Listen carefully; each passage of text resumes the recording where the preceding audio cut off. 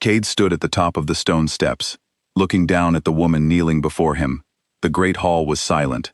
Every wolf in the kingdom had heard the news by now, and those who had not yet heard could feel it in the air, the way animals feel a storm before the first drop of rain falls.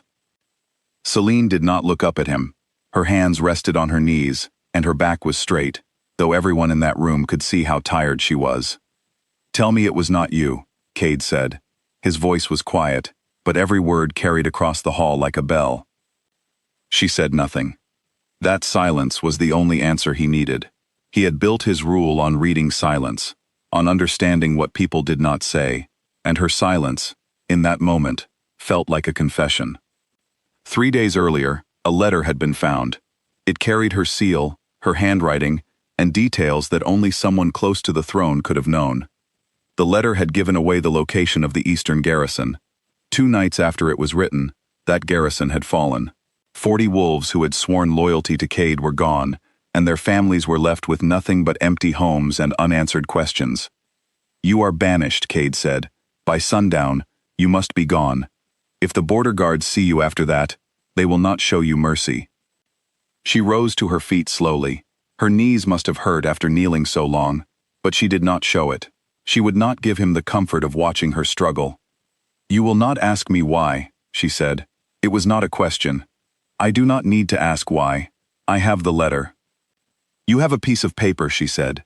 "That is not the same as the truth." He almost respected her for saying that. Almost. But the weight of losing 40 wolves sat too heavily on his chest for him to listen to reason. By the time the sun touched the far hills, she was gone. She left without a farewell, without one last look at the halls she had once called home. She took only a cloak and a horse, and she walked away in the manner that a person does only once in their life, because doing it twice would break them completely. 6 months passed. The garrison was rebuilt, stone by stone, wolf by wolf. The kingdom that had attacked them, the Ashwood pack, grew strangely quiet, and quiet enemies are often more dangerous than loud ones. Cade gained a new advisor and a new routine, but he did not gain a new mate. His council asked him many times when he would choose a new Luna to stand beside him. Each time, his answer was the same. "There is no one else." He told himself this was not loyalty. It could not be loyalty toward a woman who had given away the lives of 40 of his people. But late at night, alone in his chambers, he often found himself thinking of her voice, her eyes, and the way she used to stand beside him during council meetings, unafraid to disagree with him in front of the entire kingdom. The wound had not healed. He kept checking if it still hurt, and every time, it did. One evening, a letter arrived from a healer who lived 3 territories to the south. The handwriting was shaky, the kind that belongs to someone who does not write letters often. The letter said only this: "The woman you believe you know is not the woman you think she is. Come and see for yourself if you still have the courage to face the truth." Cade read the letter 3 times before he called for his fastest tracker. 9 days later, the tracker returned with a location. Against the advice of his guard captain, who called the plan reckless, Cade rode out alone. He found her above a small bakery, in a quiet village. The smell of fresh bread drifted from the open window. Flour dusted her hands and apron. And in the corner of the small room, there was a simple wooden cot. A child's cot. Cade stood in the doorway for a long moment, unable to move. When Celine turned and saw him, her whole body went still, as though she had suddenly turned to stone. "Leave," she said. "Celine, please. You had 6 months to come and find me, and you spent every single one of those months choosing not to, so leave." He did not move. His eyes had already found the cot, and the small shape sleeping inside it. Dark hair. A tiny fist curled near a soft cheek. "How old?" Cade said. It was not really a question. It was a demand wrapped in careful words. She did not answer right away. He walked further into the room. She stepped quickly between him and the cot, as though she would place herself between him and any danger, even danger that came from him. 5 months, she said at last, her voice breaking under a weight it had carried alone for too long. "I found out the week before you banished me." The room fell silent, the kind of silence that feels heavy, almost alive. "You knew," Cade said. "You knew, and you said nothing to me." I said nothing, because you had already decided I was guilty before I even opened my mouth. What was I supposed to do? Tell you about our child while you looked at me as though I were nothing more than dirt on your boots? He flinched. He had not meant to, but it happened anyway. The letter, he said, the one with your seal, was never written by me. Her voice was calm now, but it was the calm of someone who had already burned through all her anger months before, and had nothing left but the plain truth. Marisol forged my seal. I found out afterward, but by then it was too late. You were not in a mood to wait for proof. Marisol, his father's most trusted advisor, a woman who had wanted the throne for her own family, long before Cade had ever been born. Cade sat down slowly, not because he chose to, but because his legs no longer felt strong enough to hold him. Show me, he said quietly. Please. She hesitated for a long moment. Then she lifted the child from the cot, holding him with the practiced care of someone who had learned to protect something fragile all on her own. The baby's eyes opened slowly, blinking against the light of the room. Cade's own eyes looked back at him from that small face. He did not cry. He had spent years training himself to believe that kings did not cry. But something inside his chest folded in on itself all the same. A quiet collapse that no tears were needed to prove. His name, Celine said softly, is Rowan.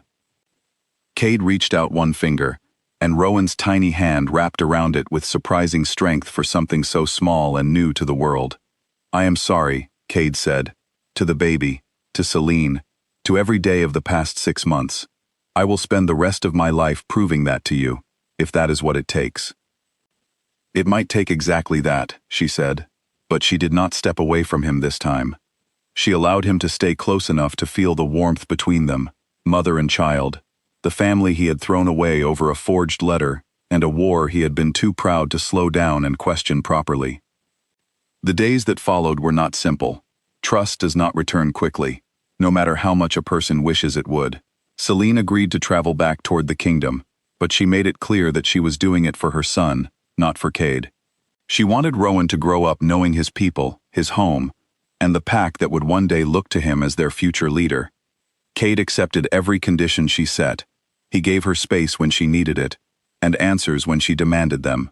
He did not rush her forgiveness, because he understood now that forgiveness rushed is not forgiveness at all. It is only a performance. Word of the truth spread quickly once they returned. A healer with the gift of second sight examined the old letter and compared it to samples of both women's handwriting. The difference, once someone finally looked closely enough, was clear. Marisol's pride had made her careless in exactly the way guilt often does. She had believed no one would ever question her word, and that belief had been her undoing. When the council confronted her, she did not deny it for long. She had wanted the throne for her bloodline, and she had used the fear of war to remove the one person who stood between her family and power. She had never expected Cade to seek out the truth on his own. She had only expected him to act quickly and never look back. She was gone from the kingdom by the end of that season, sent far from the halls she had tried to claim for herself. Celine returned to the pack house with Rowan on her hip that same spring. This time, no one in the great hall looked away as she walked through it. The whispers that had once followed her name had quieted, replaced by a new kind of respect, one that came from watching a woman survive banishment and raise a child alone without breaking. Cade did not simply place the crown back on her head by decree. He knelt before her in the very same hall where he had once refused to be the one who bent his knee. I am asking you, he said, not commanding, not assuming, asking, will you stand beside me again, not because the law says you must, but because you choose to? She looked at him for a long moment before she answered. Yes, she said, but you should know, this does not erase 6 months. It does not erase what you said to me, or the way you looked at me before you knew the truth. I know, Cade said. I do not expect it to erase anything. I only hope that with enough time, we can build something stronger in its place. She nodded slowly, and for the first time since she had left, she allowed herself to believe that such a thing might actually be possible. The years that followed were not perfect. There were arguments, quiet nights where old wounds resurfaced, and moments where Celine needed to remind Cade of what trust actually required. But there were also mornings where Rowan ran through the halls laughing, and evenings where the whole pack gathered for meals that felt like family rather than duty.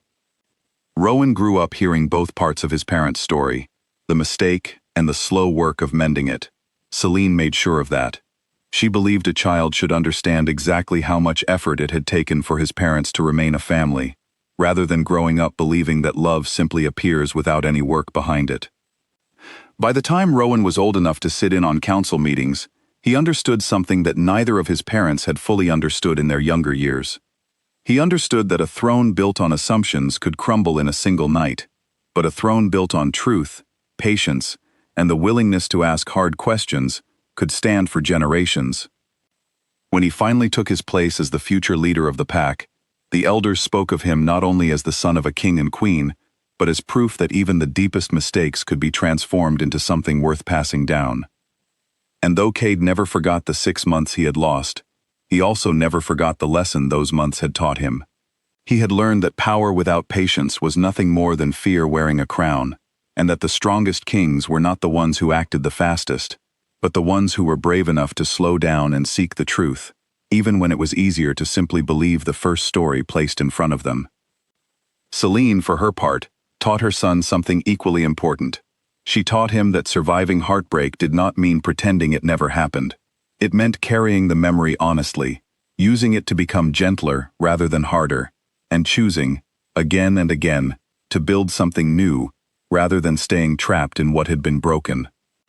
Together, they built a kingdom that valued proof over pride, patience over speed, and honesty over comfortable silence.